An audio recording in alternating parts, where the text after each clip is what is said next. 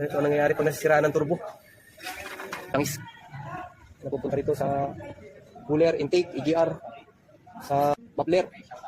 Tungkol tayo, catalytic. Madalas pag napupunta natin langis. Tinanggal ko muna itong heater plug para mapalabas yung mga langis-langis na nasa loob ng combustion chamber. Ay, sago daw!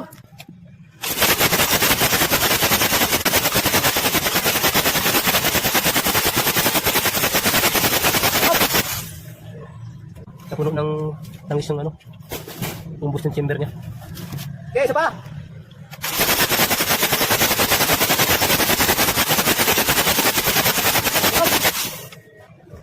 Dami yung puro langis. Yung mga heater plug niya. 4 na palaso.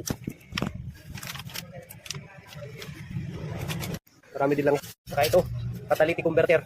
Kalilinisan namin. Puro langis. Marami din langis yung loob ng tambutsok. Kalilinisan. Bago ikapit. Kaya uminit ang uminit. Yung tambutso yan, malakas yan matusok.